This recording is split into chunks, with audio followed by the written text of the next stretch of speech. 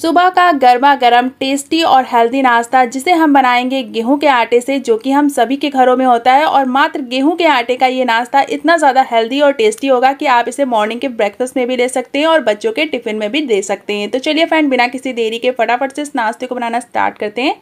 तो इसके लिए सबसे पहले एक बोल में हम ऐड करेंगे 2 कप जितना गेहूँ का आटा। तो आटे को हमने ऑलरेडी छान कर लिया है, तो आप भी छान कर ही इस्तेमाल कीजिएगा। तो अब अपने आटे में हम ऐड करेंगे टेस्ट के अकॉर्डिंग नमक। तो नमक आपको थोड़ा सा कम ही डालना है, बहुत ज़्यादा नमक इसके अंदर ऐड नहीं करना है। इसके बाद हम इसमें ऐड करेंगे आधा छोटा चम्मच जितना मेल्टेड देसी घी। तो इसे डालने से हमारा जो नाश्ता है वो बहुत ज़्यादा क्रिस्पी और करारा बनता है और ये लंबे समय तक क्रिस्पी बना रहता है, इसलिए आपको इसमें घी या फिर तेल ज़रूर डालना है। अगर आप इसके अंदर ऑयल डाल रहे हैं तो मेक श्योर कीजिएगा कि कड़वे तेल का इस्तेमाल बिल्कुल भी ना करें, उससे नाश्ते का टेस्ट ख़राब हो जाएगा। तो देखिए, सारी चीज़ों को पहले हमने ड्राईली अच्छे से मिक्स कर लिया है। इसके बाद अब हम इसमें धीरे धीरे करके पानी ऐड करेंगे और इसका हम अच्छा सा आटा गूंद देंगे।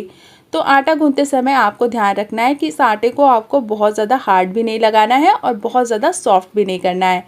तो देखिए, यहाँ पर जैसे हम नॉर्मल चपाती बनाने के लिए आटा लगाते हैं, सेम उसी तरह से आपको इस आटे को लगाना है। तो यहाँ पर आटे को हम 2 से 3 मिनट के लिए अच्छे से मसल लेंगे ताकि आटे के अंदर कोई भी क्रैक्स वगैरह ना हो, और इसे हम अच्छे से स्मूथ कर लेंगे ताकि हमारा जो नाश्ता है वो बेलते समय बिल्कुल भी क्रैक ना हो। तो देखिए, यहाँ पर आटा हमारा गूंथ कर रेडी हो चुका है। तो अब अपने आटे को हम 2 से 3 मिनट का रेस्ट दे देंगे ताकि हमारा जो आटा है वो थोड़ा सा और भी ज़्यादा सॉफ्ट हो जाए और इससे हमारा नाश्ता और भी ज़्यादा अच्छा बने।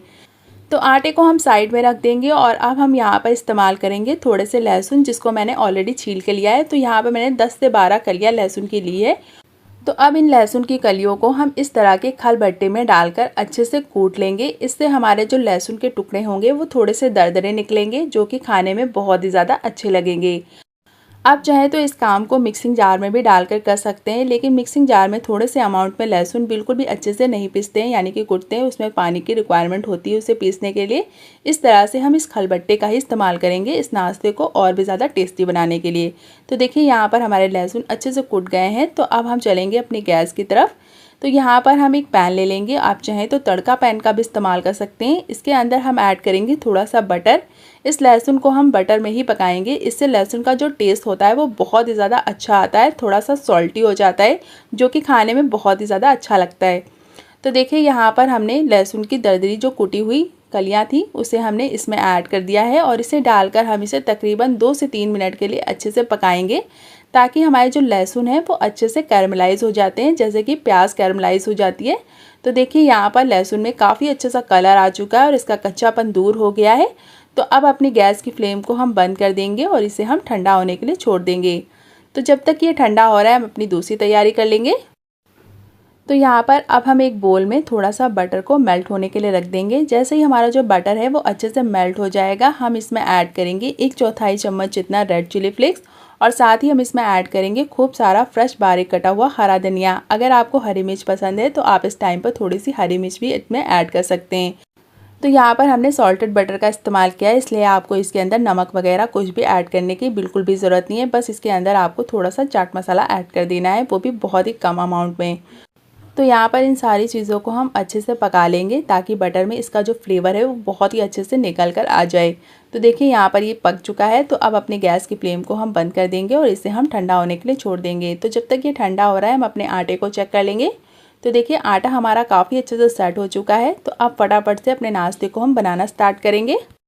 इसके लिए हम आटे को 3 से 4 लोई में अच्छे से डिवाइड कर लेंगे। तो यहाँ पर आप चाहें तो इस नाश्ते को गूँथे हुए आटे से भी बनाकर तैयार कर सकते हैं। तो अगर आपके पास गूँथा हुआ आटा रात का बचा हुआ तो आप उसमें थोड़ा सा नमक और थोड़ा सा घी डालकर इस नाश्ते को बना सकते हैं। तो यहाँ पर एक पेड़ा हमने तोड़ लिया है और इसे हम हाथों से अच्छे से चिकना कर लेंगे। उसके बाद हम इसके ऊपर थोड़ा सा ऑयल या फिर घी लगाकर इसे अच्छे से बेलेंगे। आप चाहें तो इसके ऊपर थोड़ा सा सूखा आटा भी लगा सकते हैं। तो जिस तरह से आप कंफर्टेबल हो आप उस तरह से इस नाश्ते को बेल लें। तो देखिए, यहाँ पर इसकी आपको एक बड़ी सी रोटी तैयार करनी है। तो जैसे हम नॉर्मल चपाती बनाते हैं सेम उसी तरह से आपको इसे बेलना है, लेकिन नॉर्मल चपाती से ये रोटी थोड़ी सी पतली और थोड़ी सी बड़ी होगी। तो देखिए, इस तरह की थिकनेस होगी इस रोटी की। तो यहाँ पर हमने एक रोटी को बेल कर इस तरह से एक प्लेट में रख दिया है। तो अब इसी तरह से हम अपनी दूसरी रोटी को भी बेल लेंगे। तो चलिए फटाफट से इसे भी हम बेल लेते हैं। तो यहाँ पर आप देख सकते हैं कि हमने दूसरी रोटी को भी अच्छे से बेल लिया है। तो इसी तरह से आपको एकदम पतली सी रोटी बेलनी है। उसके बाद हमने जो अपने लहसुन को अच्छे से पका के रखा था उसे हम हाथों से इस तरह से हल्का सा क्रश कर लेंगे ताकि ये थोड़े से फाइन हो जाए। और इसके बाद इस तरह से अपने लहसुन को हम रोटी के चारों तरफ अच्छे से फैलाएंगे। तो बहुत ज़्यादा अमाउंट में आपको लहसुन नहीं डालने। तो देखिए इस तरह से आपको इसे चारों तरफ अच्छे से सेट कर देना है। इसके बाद हमने जो अपने बटर मसाला तैयार करके रखा है उसे हम इस तरह से थोड़े थोड़े अमाउंट में रोटी के चारों तरफ अच्छे से स्प्रेड करेंगे। आप चाहें तो इसे ब्रश की हेल्प से भी लगा सकते हैं या फिर इसे हाथों के भी हेल्प से अच्छे से लगा सकते हैं। तो बटर की जगह आप देसी घी का भी इस्तेमाल कर सकते हैं, लेकिन बटर का जो टेस्ट होता है वो थोड़ा सा सॉल्टी होता है, इसलिए इसका टेस्ट इस नाश्ते में बहुत ही ज़्यादा अच्छा आता है। तो मेक श्योर कीजिएगा कि आप बटर का ही इस्तेमाल करें ताकि आपके नाश्ते का भी टेस्ट बेटर आए। तो इसे अच्छे से स्प्रेड करने के बाद हमने जो अपनी दूसरी रोटी को बेल कर तैयार किया है उसे हम इसके ऊपर अच्छे से सेट कर लेंगे और हाथों से ही इस तरह से हल्का हल्का प्रेस कर लेंगे ताकि इसके अंदर का जो बटर है वो बिल्कुल भी बाहर ना आए। तो इसे आपको हाथों से ही प्रेस करना है, इसके ऊपर बेलन बिल्कुल भी नहीं चलाना है। इसके बाद हम इसके ऊपर थोड़ा सा ड्राई आटा या फिर मैदा स्प्रेड करेंगे। इससे हमारे नाश्ते की जो लेयर होगी वो बहुत ही ज़्यादा अच्छे से निकल कर आएगी। तो बस हल्का सा आटा या फिर मैदा डस्ट करके इसे हाथों से इस तरह से रोटी के चारों तरफ अच्छे से फैला देंगे। तो आटे को अच्छे से स्प्रेड करने के बाद अब हम इसके ऊपर कट लगाएंगे। तो 2-2 इंच की दूरी पर आपको इसके ऊपर हाफ कट लगाना है, पूरा कट नहीं करना है। इस तरह से आप देख सकते हैं। तो बस इस तरह से आपको 2-2 इंच की दूरी पर इस पर कट लगाना है और दोनों साइड से लगाना है ताकि इसकी जो लेयर है वो बहुत ही अच्छे से निकल कर आए। तो यहाँ पर हमने 6 कट लगा लिए हैं, आप देख सकते हैं। तो अब हम इसे फोल्ड करेंगे। तो फोल्ड करते समय आपको ध्यान रखना है जो पहला आपने कट लगाया है उसी तरफ से आपको इसे फोल्ड करना है। तो सबसे पहले आमने सामने की लेयर को आपको एक दूसरे के ऊपर इस तरह से अच्छे से प्रेस करके हुए रख देना है। उसके बाद आपको इसे इस तरह से फोल्ड करना है। इसके बाद दूसरी वाली साइड को हम इसके ऊपर इस तरह से सेट करेंगे और इसी तरह से आपको इस प्रोसेस को करना है। तो अब फिर से हम इसे एक बार अच्छे से फोल्ड कर देंगे। इसके बाद अब आपको यहाँ पे रुक जाना है। अब हमने जो अपनी लास्ट कट लगाई है उसे हम फोल्ड करेंगे पहले। इससे हमारा जो नाश्ता है वो अंदर की तरफ अच्छे से फोल्ड होगा और नाश्ता देखने में भी बहुत ही ज़्यादा अच्छा लगेगा। तो यहाँ पर इस साइड को भी हमने अंदर दबा दिया है और अब जो बची हुई साइड है उसे हम इस तरह से इसके ऊपर लगा देंगे। इससे हमारी जो लेयर होंगी वो बहुत ही अच्छे से विजिबल होंगी। तो देखिए यहाँ पर हमने इसे काफ़ी अच्छे से फोल्ड कर लिया है। अगर आपको लग रहा है कि ये कहीं से क्रैक कर रहा है तो भी कोई दिक्कत नहीं है। तो इसे आपको इस तरह से हल्के हल्के हाथों से प्रेस करना है और इसे अच्छे से सेट कर देना है कॉर्नर से ताकि कोई भी चीज़ बाहर ना निकले। और इस नाश्ते को हम बहुत ही हल्के हाथों से इस तरह से पहले हाथों से ही बढ़ाएंगे। तो देखिए इस तरह से बढ़ाने से हमारा जो नाश्ता है वो बीच से बिल्कुल भी ब्रेक नहीं होता है और इसकी जो लेयर होती है वो बहुत ही ज़्यादा अच्छे से निकल कर आती है। तो जब इसे हाथों से हल्का सा बढ़ा लेंगे उसके बाद हम इसे बेलना स्टार्ट करेंगे। तो यहाँ पर हमने इस नाश्ते को 2 रोटी से बनाया है तो ये थोड़ा सा मोटा होगा, लेकिन आपको बिल्कुल भी परेशान होने की ज़रूरत नहीं है क्योंकि हम यहाँ पर इसे कट करेंगे। तो इसे आपको थोड़ा सा थिक ही बेलना है, बहुत ज़्यादा पतला नहीं करना है। तो देखिए यहाँ पर हमने इसे इस तरह से एकदम लंबाई में बेल कर तैयार कर लिया है। तो अब एक नाइफ़ की हेल्प से हम इसे कट कर लेंगे। तो यहाँ पर हम इसे 4 भाग में डिवाइड करेंगे। तो यहाँ पर हमने एक साथ 4 पराठे बनाकर तैयार कर लिए हैं। तो अब इन पराठों को हम इस तरह से एक एक करके साइड में रख लेंगे और अब अपने एक पराठे को हम इस तरह से इसके ऊपर रखेंगे और इसे हम हल्का सा बेल लेंगे ताकि ये थोड़ा सा और भी ज़्यादा पतला हो जाए। तो पतले पराठे खाने में बहुत ही ज़्यादा टेस्टी भी लगते हैं और बहुत ही कम समय में बनकर तैयार हो जाते हैं। तो देखिए इस तरह से आपको एकदम पतला पतला पराठा बनाकर तैयार कर लेना है। तो चलिए फटाफट से इसी तरह से हम अपने सारे पराठे बनाकर तैयार कर लेते हैं।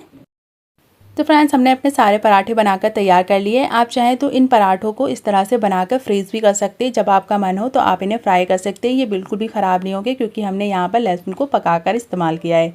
तो चलिए अब फटाफट से अपने पराठे को हम सेक लेते हैं। तो यहाँ पर हम एक नॉनस्टिक पैन या फिर तवे का इस्तेमाल करेंगे। इसे सेकने के लिए आप चाहें तो लोहे के तवे पर भी इसे अच्छे से सेक सकते हैं। तो इस तरह से आपको सारे पराठों को अच्छे से सेक लेना है। जैसे हम नॉर्मल पराठे सेकते हैं सेम उसी तरह से आपको इसे सेकना है, लेकिन आपको इसे हल्का सा प्रेस करते हुए सेकना है ताकि इसकी जो लेयर है वो अच्छे से विजिबल हो। और इसके ऊपर थोड़ा सा ऑयल लगा लेना है ताकि ये और भी ज़्यादा क्रिस्पी बने। आप चाहें तो इसे विदाउट ऑयल भी अच्छे से बना सकते हैं क्योंकि इसके अंदर बटर है। तो यहाँ पर अगर आप ऑयल डालेंगे तो ये और भी ज़्यादा क्रिस्पी और करारा बनकर तैयार होगा।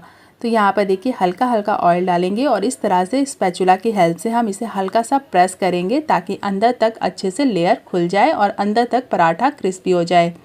तो ये पराठा बहुत ही ज़्यादा पतले बनकर तैयार हो जाते हैं और खाने में बहुत ही ज़्यादा टेस्टी लगते हैं और बहुत ही कम समय में बनकर तैयार हो जाते हैं। और इन पराठों का टेस्ट एकदम बटर गार्लिक ब्रेड जैसा आता है, जो कि खाने में बहुत ही ज़्यादा अनहेल्दी होता है, लेकिन हम इसे गेहूं के आटे में इस तरह से बनाएंगे तो ये बच्चों के लिए काफ़ी ज़्यादा टेस्टी और हेल्दी ऑप्शन होगा। तो देखिए इस तरह से आपको एक एक करके अपने सारे पराठों को अच्छे से सेक लेना है। तो यहाँ पर हमारा ये पहला पराठा बनकर रेडी हो चुका है। तो इसी तरह से मैं दूसरा पराठा भी बनाकर दिखा देती हूँ। तो फ्रेंड्स, अगर आपको इस नाश्ते में कुछ भी पसंद आया हो तो आप एक लाइक ज़रूर करें। अगर आपको नाश्ते में कुछ भी पसंद ना आया हो तो आप डिसलाइक भी कर सकते हैं। इससे हमें पता चलेगा कि आपको किस तरह की रेसिपीज़ पसंद है और इस तरह की हम नई नई रेसिपीज़ आपके साथ शेयर कर सकते हैं। तो ज़रूर से आप अपना लाइक दें और अगर आपको वीडियो पसंद आए तो चैनल को सब्सक्राइब ज़रूर करें। तो देखिए यहाँ पर हमारा ये दूसरा नाश्ता भी बनकर रेडी हो चुका है। तो इसी तरह से अपने सारे नाश्ते को हम बनाकर रेडी कर लेते हैं। तो चलिए फटाफट से बना लेते हैं। तो फ्रेंड्स, बनकर तैयार हो चुका है हमारा ये बटर गार्लिक पराठा और आप देख सकते हैं कि इसे हमने एकदम देसी स्टाइल से बनाया है और ये काफ़ी ज़्यादा क्रिस्पी खस्ता करारा बनता है, एकदम लेयरी बनता है। आप देख सकते हैं एकदम चूर चूर हो गया है हमारा ये पराठा हाथ में इस तरह से प्रेस करने पर। और आप देख सकते हैं कितनी अच्छे से लेयर निकल कर आई है। तो इसे आप ऐसे भी खा सकते हैं, चाय के साथ भी ले सकते हैं या फिर आप इसे किसी भी चटनी के साथ इंजॉय कर सकते हैं। तो यहाँ पर मैं इसके ऊपर थोड़ी सी तंदूरी मेयो लगा रही हूँ। ये टोटल ऑप्शनल है, अगर आपको पसंद है तो आप लगाएं, वरना आप इसे एज इट इज़ खा सकते हैं। तो देखिए यहाँ पर इस तरह से हल्का सा इसके ऊपर मेयो लगाकर इसे हम फोल्ड करके इस तरह से तोड़कर खा सकते हैं। आप इसे बच्चों के टिफ़िन में भी दे सकते हैं, बहुत ही ज़्यादा पसंद करेंगे और बार बार इसी नाश्ते को बनाने की डिमांड करेंगे। तो ज़रूर से बनाइएगा। हम मिलते हैं आपको नेक्स्ट वीडियो में ऐसी नई मज़ेदार रेसिपीज़ के साथ। तब तक के लिए अपना ख्याल रखिए। Bye bye and take care and thanks for watching.